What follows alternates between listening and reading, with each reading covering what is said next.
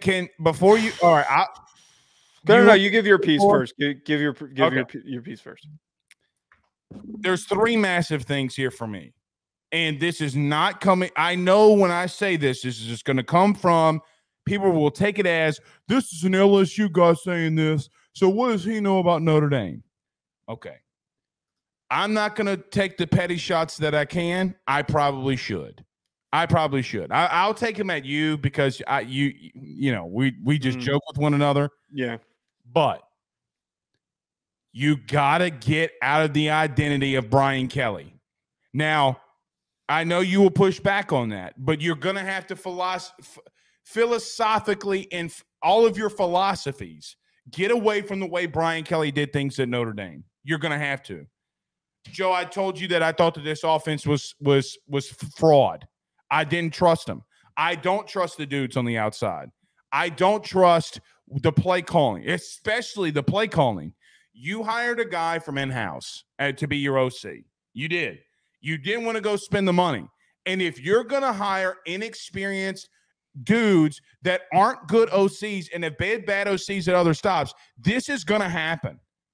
The massive thing for me, that O-line that everybody talks about being fantastic, 44 rushing yards. 44 rushing yards. That's what Notre Dame had in this game. Audric Esme, 10 carries, 20 yards. Got absolutely obliterated. They were teeing off on him all night. That O-line looked like crap. You know what? I kept hearing all the Notre Dame people talk about, well, they look tired. We needed a bye week. Nobody has a bye week. No, USC. That's a lame ass excuse. Who the hell said that? That's excuse. You got to get out of the identity and make this your own if you're Marcus Freeman. Because if you want to go in there with 12 personnel and try to run the football down people's throats, when you win, you have to open it up, and receivers got to go out there and make.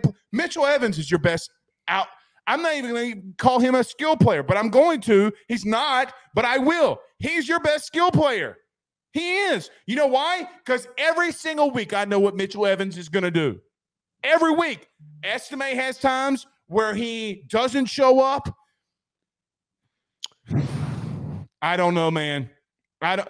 You got to get away from it, but I feel for you. It sucks, but I do feel for you. Look, here's my thoughts on this. And I give Marcus Freeman a slight pass for I give Marcus Freeman a pass for the offensive issues. That is not his fault. And from what I've heard, there was some serious administrative meddling by Swarbrick that forced him into hiring Parker. And it clearly was a stupid decision because you know what?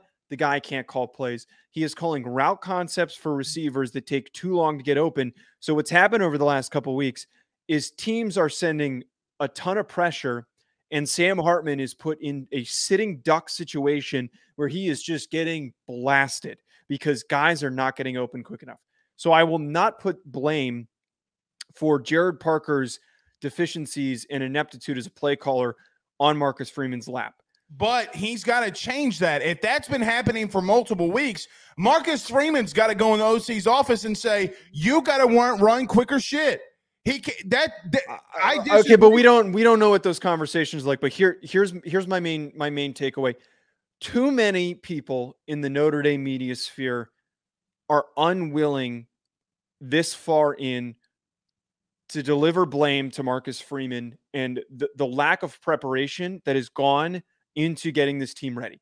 I really think that somewhere in the future, Marcus Freeman is going to be a fantastic head coach. I think that either at the NFL or at the college level, Marcus Freeman is going to be a great coach. And we've seen that schematically, he's a great defensive mind. He's a great recruiter, all of that stuff. But Notre Dame took a really risky chance on a guy who has never been a head coach and is an extremely young individual who is young to the coaching world. And while he's very promising, they screwed up by putting themselves in this position where they have to now wait for him to figure it out. And as he's figuring out, it's blatantly clear he does not prepare his team mentally on a week-to-week basis to show up and fight. Because Every single time that they have lost and disappointed against opponents, they have shown up half asleep. They've shown up with no energy, no aggressiveness, no fight. And in those games, they've been punched in the mouth. And instead of fighting back and galvanizing your team consistently gets punched in the mouth over and over again. It happened against Marshall. It happened against Ohio State the first time you played them. It happened against Stanford last year. It is happened against USC last year. It happened against Ohio State at the end of the game this year. It almost happened against Duke. And it fucking happened against Louisville, a team that you are physically more talented than. You got out-coached by a team that has significantly less talent than you. Jeff Brom is a really good coach. And the fact of the matter is Marcus Freeman is going to get probably another year next year. And I think that at that point, if they finish with 3 more losses, you have to move on. One of the best comparisons that I've heard is that he's James Franklin. 9-3 is not up to the Notre Dame standards. It's just not. They need to throw as much money as possible at somebody who has head coaching experience like all the other top programs do. Because I'm sorry, Marcus Freeman will never be the guy for Notre Dame. He's shown that enough. Can I ask you a question that might piss you off? Probably will. Go ahead. At what point do we say that this is a Notre Dame thing and not a coaching thing? It's both, but they switch. They have a new athletic director. So the athletic director gets the benefit of the doubt because he just started. Swarbrick sucked. Swarbrick was a terrible athletic director, and I'm not going to give him any credit for anything. Okay, well, let me ask that question again. At what point, when we look at a team like Texas we just talked about, and we look at Sark, we give people labels. Sark can't win 10 wins. Texas always underperforms. At what point do we look at Notre Dame and says, look, man, you just don't have the personnel? Because, Joe, I got to be real with you. I think, regardless if you believe me or not, I think Louisville's just the better overall, has the better overall personnel. I disagree with that. And I always think that this notion that Notre Dame can't get the top recruits, they can finish. I never said that. But we've had these debates before. We've had these. Okay. I don't think that you can. But you know why? Because the Jordan kid, or who was the kid? Excuse me. The Jordan. Yeah, the Jordan kid, the running back. Okay. Everybody keeps talking to me about Estime. Estime's not like that Jordan kid. Jamar Jordan. Because they're two different styles of athlete. Yeah, one is downhill bruising running back. One of them's a space eater that you should have kept Love in the game. And I get that. But you know what else I saw? I saw both lines of scrimmage get absolutely kicked the shit out of. But that's coaching. That's my whole point. They have had one of the best recruited offensive lines in multiple seasons. Did Joe All get put on his ass 2 times by a bull rush from a guy? They're coming out unprepared and soft. That is all mentality in the locker room and by your coaching staff. Bullshit. Joe Alt, who is going to be a top 5 pick. Yeah. We both agree. Yes. Marcus Freeman should not have to say shit when he got put on his ass the first time. He shouldn't.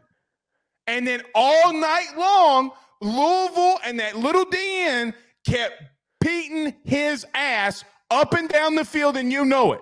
That's Marcus Freeman's fault because the whole team was getting put on their ass. Their whole team, the whole Notre Dame football team got their ass kicked from the beginning of that game to the end of the game. And when your team, the better team, man, they got the better. They're not. They're a better coach team. They just beat you by 15 because Jeff Brom is a fantastic offensive play caller and a brilliant coach. He has 2 better players. They have 2 better players, Jamari Thrash and Jawar Jordan that you just brought up. I told you that the Morrison kid was not as good as everybody thought he was. He's not. But this is my whole point, is that all of these guys are talented enough to be really good football players and have put that on film. And whenever the whole team collectively doesn't show up, they all play like shit. That's coaching. That is on your coaching staff in preparation for a game week, that if you show up and you all look bad. No, who looked good in that Notre Dame game? No one. The kicker? He missed. I think he missed one of his kicks too, but he probably had the best game. Spencer Schrader had a great game.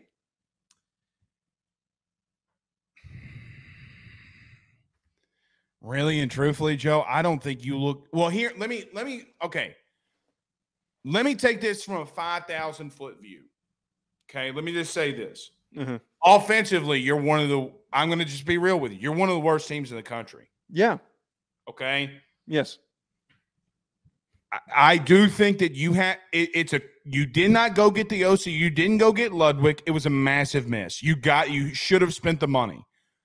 But Joe, when you have a 5-man box, which Louisville went into multiple times, and Estime can't get 4 yards, it's a problem. Okay, but Joe, I can show you the film where there's multiple times with a 5-man box. And if you cannot get 4 yards on a critical third down, it's a problem. But that's my whole point here is that, yes, some of the play calls in those situations were bad. But that's not a bad play call. I think that you would agree on any other team and any other film that we watch. If there's a 5-man box and you give the ball the estimate, it should be a first down. If not, yeah, and I put sole blame on your offensive unit not being motivated to fight on that play and say, you know what, we're going to nut up and we're going to fight to get those yards to get this first down because we're tired of getting punched in the mouth. I just think the team's soft. I think it is soft, and that is proof the way that they played that they're soft right now. Let me ask you this, because I understand what you're saying. Yes, there's definitely a path that Marcus Freeman figures this thing out.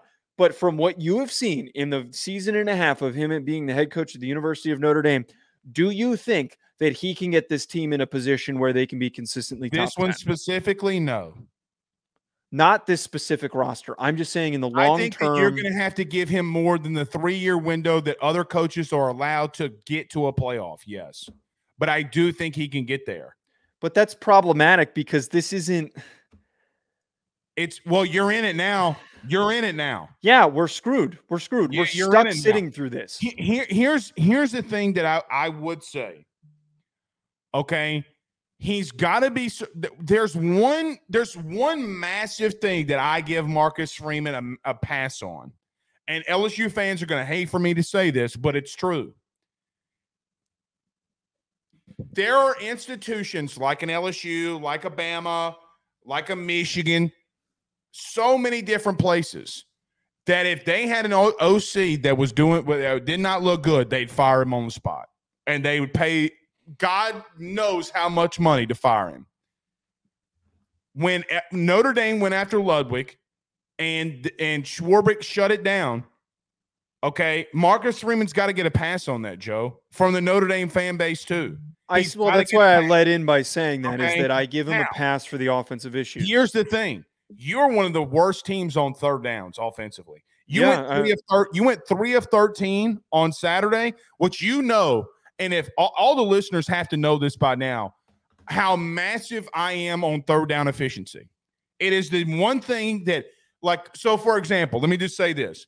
I was able to, and I tweeted at you some during the game, when LSU's playing and we have the post games and all that kind of stuff, I can't focus in on Oklahoma, Texas like I did, which I did this morning. Me and my wife and Ben was watching the whole game. And you know what's funny? We were actually watching the Notre Dame game, and my son was the one who said this, a 4-year-old. Okay. He goes, Daddy, why do they keep trying to run the ball to the right side?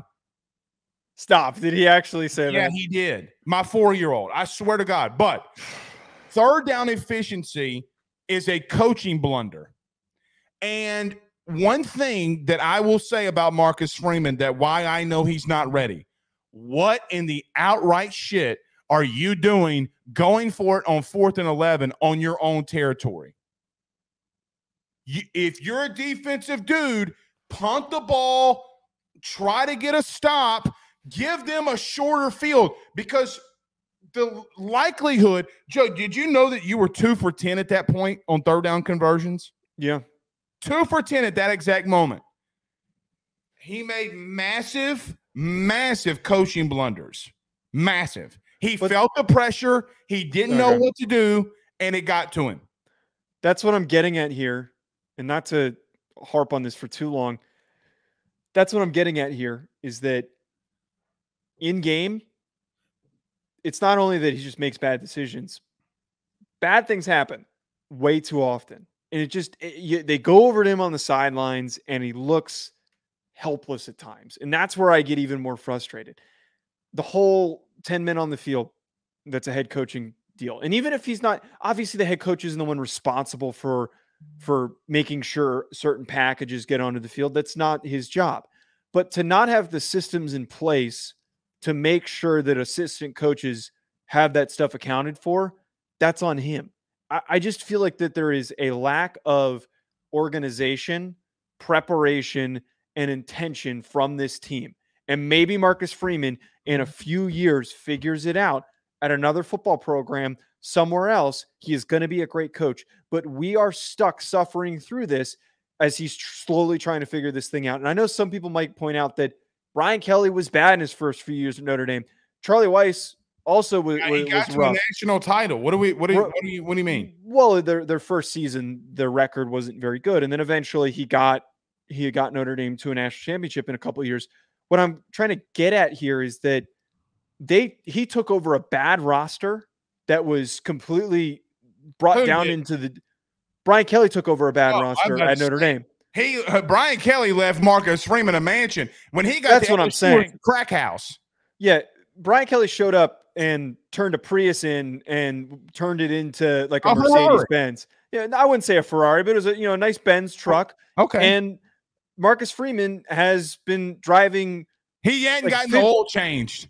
He hasn't crashed it. I'm not going to say he's crashed it because crashed it would have been losing, but he's driving like 15 miles under the speed limit and he's driving way too carefully. They coach like they're not trying to lose, and that's why I continually get frustrated. Something needs to change.